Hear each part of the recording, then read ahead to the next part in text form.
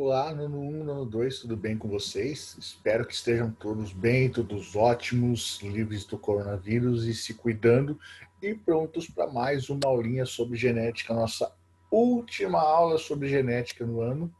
E ainda nessa aula a gente vai falar sobre um outro assunto, que é biotecnologia, bioética, engenharia genética, tá tudo isso numa aula só, mas não vai ser uma aula longa, vai ser uma aula tranquila, até porque a parte mais complicada, que é de genética, que é o de hibridismo, não vai ter nenhuma novidade para vocês, é apenas um desmembramento daquilo tudo que vocês já sabem no monohibridismo, tá? É só um raciocínio um pouquinho mais complexo, mas sem novidade, sem matéria nova para vocês, tá? Apenas vocês vão ter que fazer um raciocínio um pouquinho diferente, que vai elevar um pouquinho o nível de raciocínio só, mas não, sem grandes dificuldades, tá? Então vamos começar falando sobre o nosso dihibridismo. Até agora, então, a gente estudou o monohibridismo. O que é o monohibridismo? É o estudo de como uma característica é repassada entre gerações. Tá? Então, só que aí a diferença de monohibridismo para dihibridismo. Monohibridismo, a gente estudou uma característica. Agora, no dihibridismo, a gente vai ver se a transmissão de duas características diferentes acontece da mesma forma. Tá? Então, como eu disse para vocês lá ali no início, vai ser a mesma coisa, só que ao invés de trabalhar com uma característica, nós vamos trabalhar com duas, para ver se elas entram na lei da segregação independente ali, ou seja, se ela é expressa de forma independente uma da outra. E como que a gente vai estudar isso? Também com base nos experimentos do Mendel com as ervilhas. Por quê? Porque o Mendel ele também teve essa curiosidade. O Mendel não estudou só como uma característica é transmitida, ele estudou também isso de hibridismo, ou seja, ele fez experimentos para ver se duas características diferentes também eram transmitidas de uma geração a outra da mesma forma do que uma característica só. Então ele fez os mesmos experimentos para o que a gente viu até agora com uma característica para duas características. E agora as características que a gente vai ver então das ervilhas são a cor e o formato das sementes, para ver se uma dessas características interfere nas outras, tá? Porque a gente viu lá no início da aula anterior de monohibridismo que tem várias características diferentes na ervilha, a altura da planta, a cor da flor, e tudo isso são características que são repassadas. O estudo anterior mostrou como que uma característica é repassada. Agora a gente vai ver como duas características são repassadas, se uma interfere na outra, tá? Então as características que a gente vai usar aqui são a cor da semente da ervilha, se elas são verdes ou amarelas, e o formato, se elas são lisas ou rugosas. É isso mesmo, você não tem segredo nisso aqui. Semente lisa é aquela que é lisinha por fora, a rugosa ela é toda enrugadinha por fora, tá? Então tem semente verde, semente amarela, semente lisa, semente rugosa. A partir daí você já consegue, faz o raciocínio. Se tem verde e tem amarela, e tem lisa e tem rugosa, então você junta uma com a outra. Então a semente pode ser verde e lisa, verde e rugosa, amarela e lisa ou amarela e rugosa. A gente vai estudar essas características em conjunto, ok? Então vamos lá. Nos primeiros experimentos, o Mendel descobriu que as sementes amarelas eram dominantes sobre as verdes, tá? Então a gente usa, como eu já expliquei para você antes, a gente usa a letra inicial da característica recessiva. Se a amarela é dominante, a verde é recessiva, então a gente vai usar o V. Então a semente amarela é aquela que tem o Vzão e a semente verde é aquela que tem os dois Vzinhos. Se for Vzão, Vzão, é amarela. Se for Vzão, Vzinho, é amarela, porque ela é dominante. E verde só se for Vzinho, Vzinho. Vocês lembram disso da aula passada, certo? Da mesma forma, a semente lisa é dominante sobre a rugosa. Então, se ela for errão, errão, ela é Lisa, se ela for errão, errinho, é lisa também. E se for errinho, errinho, só aí ela vai ser rugosa, ok? Então, da mesma forma que nos experimentos anteriores, dos outros experimentos lá, o Mendel começou com linhagens puras, ou seja, linhagens homozigotas. A gente explicou no final da aula passada o que é homozigota, o que é heterozigota, tá? Então, usou só linhagens homozigotas, ou seja, linhagens puras, de sementes amarelas e lisas, que são as características dominantes, e do outro lado, sementes verdes e rugosas, que são as características recessivas. Então, ele sabia que as sementes amarelas e lisas eram vezão para a cor e errão para o formato. E as verdes e rugosas, desculpa, as verdes e rugosas são vezinho para a cor e errinho para o formato, tá? Então, ele tem de um lado semente vezão, errão. Do outro lado, vezinho, errinho. Por quê? Ele foi cruzando várias gerações e as características eram as mesmas. Isso indica que é linhagem pura. Então, ele começou com linhagens puras. Vezão, errão. Vezinho, errinho. Então, quais vão ser os gametas que vão ser gerados? Pessoal, você já consegue tirar essa conclusão por conta própria agora, com base na aula passada. Mas vamos lá. Para a cor da semente. A, a semente amarela vai gerar gametas vezão, porque ela só tem o vezão. E a verde vai gerar gameta vezinho, porque ela só tem o vezinho. Já para o formato, a semente lisa vai gerar gameta errão. Por quê? Porque ela só tem o errão. E a semente rugosa vai gerar gameta errinho, porque ela só tem o errinho, tá? O gameta, como você sabe, só pega um dos dois genes, tá? Mas como são iguais, não vai saber, não vai ter diferença.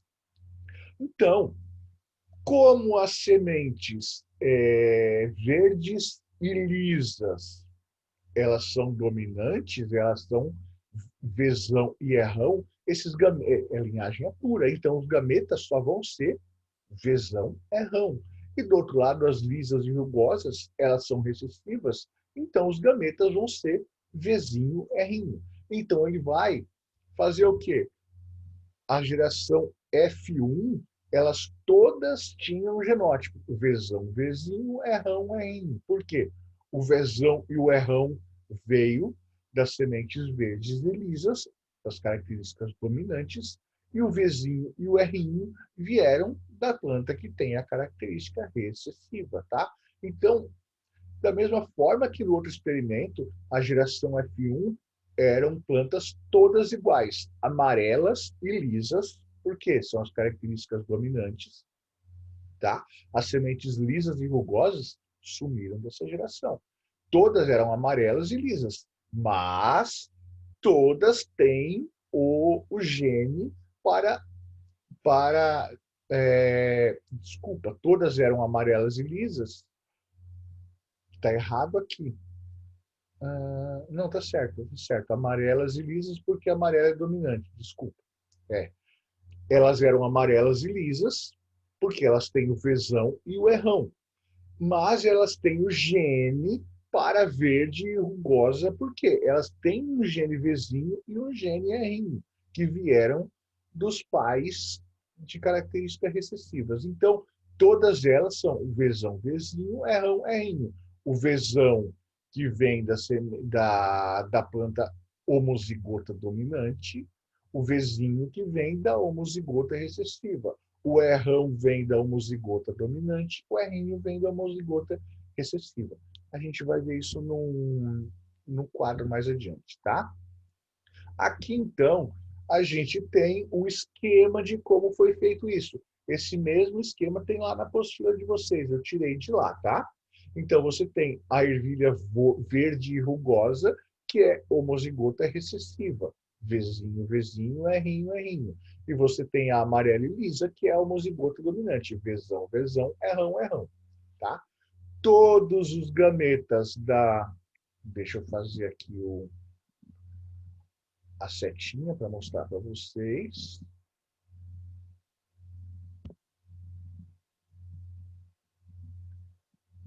Aqui.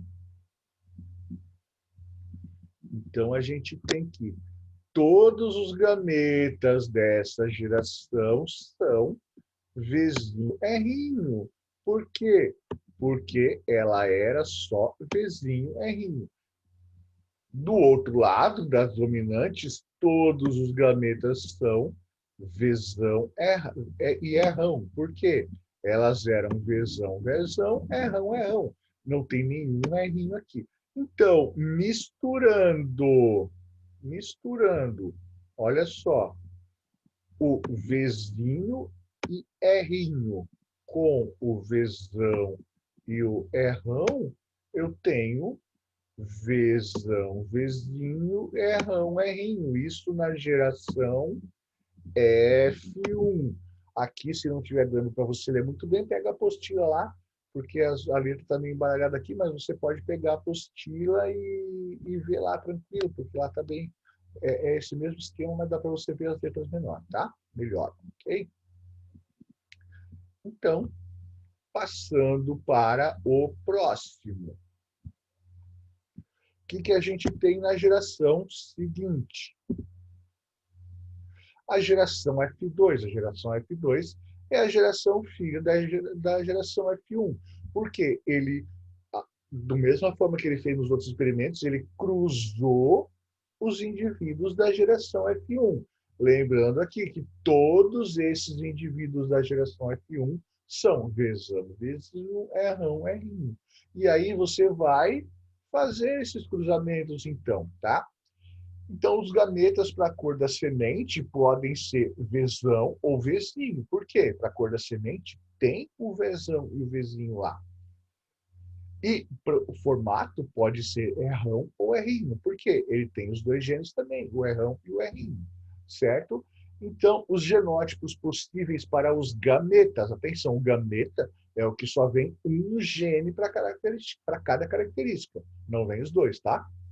Então, os gametas podem ser vezão errão, se vier os dois dominantes. Se vier um dominante e um recessivo, ele vai ser vezão errinho. Se vier um recessivo e um dominante, ele vai ser vezinho e errão. E se vier os dois recessivos, o gameta vai ser vezinho e errinho. Isso nas duas plantas. Então, você tem uma planta com essas quatro possibilidades e a outra planta também com as quatro possibilidades. Cruzando esses gametas, a gente tem a geração F2 com todas essas 9 possibilidades de genótipos aí que você tem, tá? Todas essas 9 possibilidades que estão aí nessa tela, elas podem aparecer. Por quê? Porque você cruzou 4 tipos de gametas diferentes, ok? Então, você tem também os fenótipos, os 4 possíveis. No fenótipo pode ser verde lisa, pode ser verde rugosa, pode ser amarela e lisa, ou pode ser amarela e rugosa. Tá? Pode ter os 4 fenótipos possíveis. Essas possibilidades você vai ver no esquema que tem na página 44 do seu LDI, que a gente vai mostrar agora no próximo slide. Esse esquema se chama quadro de Punnett. Quadro de Punnett é o esquema que mostra o cruzamento de duas características diferentes, ok? Quando eles são heterozigotos para todas as características, tá? Então, deixa eu pegar aqui de novo para ir fazendo junto com vocês. Aqui, pessoal, nós temos, presta atenção, o gameta pode ser, esse gameta pode ser vezão errão, vezão errinho, vezinho errão ou vezinho errinho. A gente vai começar aqui, então, com o vezão e errão, tá? A gente vai começar com esse aqui, então. Como pode ser esses gametas? Se o vezão errão, ele pode cruzar com esses 4 tipos de gametas aqui também. que são os mesmos que ele tem, ó. Vzão Rão, Vzão Rinho, Vzinho Rão e Vzinho Rinho, certo? Vamos ver o primeiro cruzamento, como que ele será então? O primeiro é o Vzão Rão com o Vzão Rão. Olha só, o que que a gente tem? A gente tem um Vzão daqui com o Vzão daqui. Então, a geração F2 só pode ser Vzão, Vzão. E para o formato, temos um Rão daqui com o Rão daqui. Então, os gametas da outra geração vão ser Rão, Rão. E aí você tem a semente amarela e lisa, tá? Então, você vai fazer a mesma coisa agora para todos os demais cruzamentos. Como? Vamos mudar, então, para o cruzamento desse Vzão Rão com o Vzão Rinho aqui. Então, você vai ter o quê? Você vai ter um Vzão com outro Vzão, gerando o Vzão, Vzão. E você tem o Rão daqui, cruzando com o Rzinho daqui, gerando uma ervilha Rzinho, Rzinho. Se ela é Rzinho, Rzinho, ela vai ser amarela e lisa, tá? E aí você faz isso para todos os outros cruzamentos possíveis. Você vai fazer para esse quadro aqui, para esse quadro aqui, tá? Como que você faz o cruzamento de cada quadro?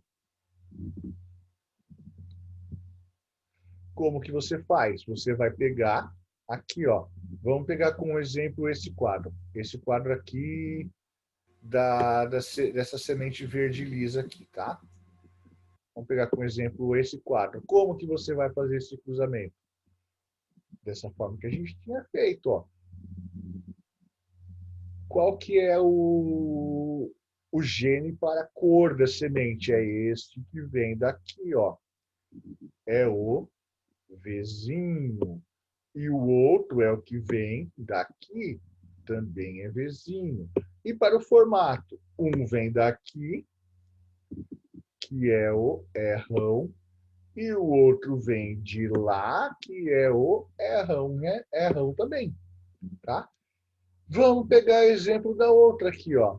Como você vai fazer essa daqui de baixo? É a mesma forma, você vai pegar, ver qual gameta que vem daqui. É o Vzinho. E qual que vem da outra? Qual que vem do outro lado? É o Vzão. Então, ela vai ser Vzinho, Vzão. Só que aí você sempre coloca a maiúscula na frente, ficando Vzão, Vzinho. E para o formato também vai vir uma daqui, que é o Rzinho, e vai vir uma de lá, que é o Rzinho. Você fazendo isso para todas as sementes, não se esqueça de verificar também, lógico, qual o desculpa, não era isso que eu queria. Não se esqueça de verificar qual é o fenótipo resultante. Nesse caso, ela é amarela e rugosa. Por que amarela? Porque ela tem um Vzão. E por que rugosa? Porque ela tem os dois Rzinhos, então recessiva aqui. Você vai fazer esse mesmo cruzamento para todos os quadros e vai ter como resultado esse quadro aqui, que é chamado quadro de Punnett, tá? Pelo quadro de Punnett, quais vão ser os fenótipos possíveis?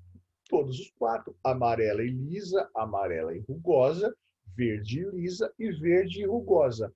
Mas em qual proporção? O quadro de Punnett te mostra que essa proporção é 9:3:3:1. Ou seja, 9 com todas as características dominantes, amarela e lisa. 3 com uma recessiva e uma dominante, verde e lisa. Mais 3 com uma dominante e uma recessiva, amarela e rugosa. E uma só de 16 com as duas características recessivas, verde e rugosa, tá? Então, em cada 16, você vai ter 9 com as duas características dominantes, 3 com uma recessiva e uma dominante, 3 com uma dominante e uma recessiva, e uma com as duas características recessivas. Isso, lembrando, nos cruzamentos com indivíduos heterozigotos para as duas características. Essa proporção vai ser sempre 9:3:3:1, tá? Ele foi repetido sempre que essas plantas heterozigotas foram cruzadas. Da mesma forma que lá no monohibridismo, você cruzava as plantas heterozigotas, você tinha sempre 3:1, tá? 3 dominantes para uma recessiva. Aqui você vai ter sempre 9:3:3:1. 9 dominante dominante, 3 dominante e recessiva, 3 recessiva e dominante e uma recessiva e recessiva. Certo? Parece complicado, mas se você for fazendo os cruzamentos ali junto uma com a outra, como se fosse aquela distribuição em matemática, sabe? Quando você tem um número fora do parênteses para multiplicar os números que estão dentro, você vai distribuindo. É da mesma forma que eu mostrei ali no quadro. Você vai fazendo os cruzamentos, um de lá, um de cá, e você consegue finalizar o quadro tendo 9:3:3:1 se os indivíduos forem heterozigotos para as duas características. Tá? Se ele for homozigoto para uma, heterozigoto para outra, aí vai dar outro tipo de proporção. Mas vai ter atividades para você fazer esse tipo de cruzamento aí, tá? Então, as atividades que eu vou pedir para vocês são as da página 46, tá? Você faz e manda a foto lá na plataforma do Positivo. Ou então você copia os quadros todos numa folha, preenche e entrega na escola. Ok?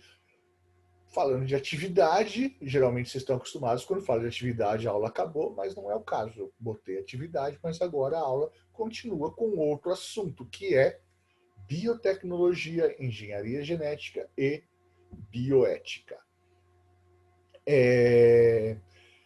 A biotecnologia, então, é uma ciência que ela vê a possibilidade de você manipular as gerações de um certo organismo. Para quê? Para atender às nossas necessidades.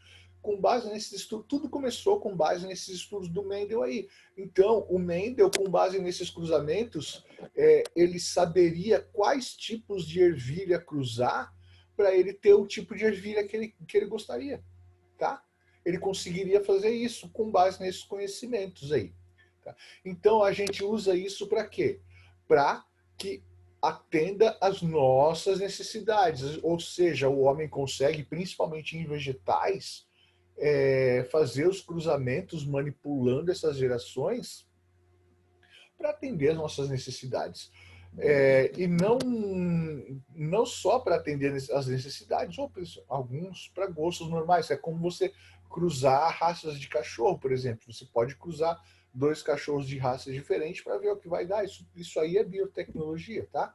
Engenharia genética é o estudo dos genomas para gerar os descendentes com o fenótipo desejado. Então, na biotecnologia, você vai manipular as gerações como? Fazendo os cruzamentos. Então, você pega lá um pitbull e cruza com um labrador para ver o que vai dar. Isso é um tipo de biotecnologia. A engenharia genética, você já vai mexer direto lá nos genes, sabe? Aquela sequência de nucleotídeos que a gente tem lá. Hoje, a ciência consegue alterar essa sequência de nucleotídeos, mexer com aquilo para ter descendência do jeito que a gente quer. A gente consegue fazer isso, não é fácil, precisa de equipamento, precisa de muito estudo, nem sempre dá certo, mas a gente já é capaz de fazer. E a bioética, ela vê aspectos morais e éticos nessa aplicação. Até a gente tem um capítulo fala da apostila que fala bastante, mas eu não vou focar muito nisso porque é uma coisa que não é tão importante para vocês, porque a gente não mexe com isso. Vai ser importante para você se você for trabalhar com isso no futuro. Mas se você for trabalhar com engenharia genética no futuro, você vai precisar estudar muito para isso. E quando você for estudar essa área, você já vai ter essas aulas de bioética lá, tá? Então, a gente vai falar para vocês aqui hoje, mas é algo que é só para você saber realmente, para você ter uma noção do que é, porque não vai ser uma coisa que você vai utilizar, a não ser que você vá trabalhar com isso. Mas se você for trabalhar com isso, antes de começar a trabalhar, você vai lá na graduação, numa pós-graduação, você vai ser aprofundado nesse tema aqui, ok? Então, a bioética, ela considera esses aspectos éticos e morais para quê? Para impor limite nos experimentos. Porque esses experimentos eles podem gerar formas de vida animais que possam ser defeituosas, passar por sofrimento, passar por dor. Isso aconteceu muito lá no início, quando não existia esse conceito de bioética. Começar a manipulação de genomas, gerando animais assim, sem a menor possibilidade de sobrevivência. E esses animais, às vezes, eles passavam por sofrimento, tinham que ser sacrificados, experimentos que deram errado, tudo. Então, a bioética, ela quer estipular limites para esse tipo de experimento, para não gerar aberrações por aí. Nas plantas, tudo bem, gerou um negócio que não serve, você descarta. Agora, nos animais, o animal é uma forma de vida que tem um sistema nervoso, que tem sensibilidade, pode sentir dor, tá? Então, a bioética, ela busca impor limites aqui, saber até onde a gente pode ir nessa manipulação de genomas e de cruzamentos, tá? E, para finalizar, vamos falar um pouco sobre organismos geneticamente modificados. O que são organismos geneticamente modificados? São organismos que têm o genoma manipulado para se obter a característica que a gente quer. Então, é aquilo que eu falei ali atrás. Troca nucleotídeos de lugar, trocam genes de lugar. Para quê? Para que na hora de fazer o cruzamento a gente tenha gerações de uma certa característica, tá? Geralmente, elas são feitas para quê? Elas são feitas em vegetais que são vegetais de cultura, ou seja, vegetais plantados. Para quê? Para melhorar a produtividade, ou seja, para você conseguir ter mais toneladas daquele vegetal por hectare.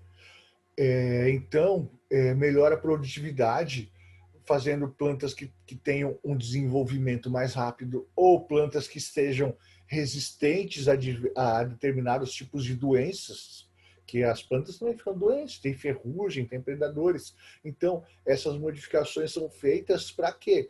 Para que essas plantas sejam resistentes a doenças ou que se reproduzam mais rápido, melhorando a produtividade. Ou então, para gerar vegetais com uma característica. Então, se você vê, quando você vê no mercado aquela melancia sem semente, elas foram geneticamente modificadas para não ter semente, porque na melancia ela tem semente. É a característica dela. Se ela não tem, ela foi geneticamente modificada. Para quê?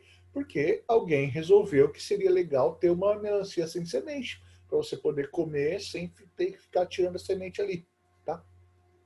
Então, modificou geneticamente, foi fazendo experimentos até conseguir que as melancias não tivessem sementes, certo? E da mesma forma são feitos para melhorar a produtividade de lavouras, ok? Em algumas outras ocasiões, o que acontece? Os experimentos podem ser feitos tirando genes de uma espécie e introduzindo em outra, tá? Você faz esse cruzamento de genes, tira gene de uma, bota em outro. E aí a gente tem um organismo que é chamado de transgênico. É muito comum a gente ter soja transgênica, óleo de soja transgênico, milho transgênico. Se você vê, você pega o rótulo de embalagens, por exemplo, se tiver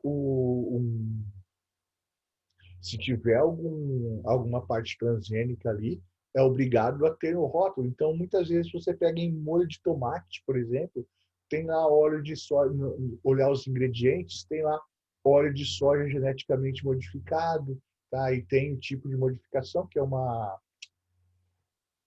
é numa linguagem científica ali, que é complicado de entender para quem não é da área. Eu mesmo não entendo aquilo ali, que tipo de modificação foi feita, tá? Mas é obrigado a ter. Então, você pode pegar todos os alimentos que são ou que tem no seu ingrediente algum ingrediente geneticamente modificado, é obrigado a ter no rótulo.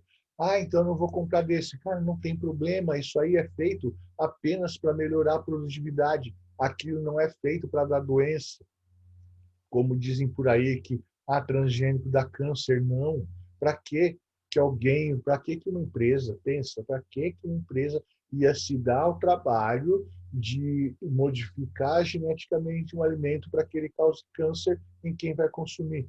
Não, aquilo é só para melhorar a produtividade, tá? Ou para dar uma característica diferente.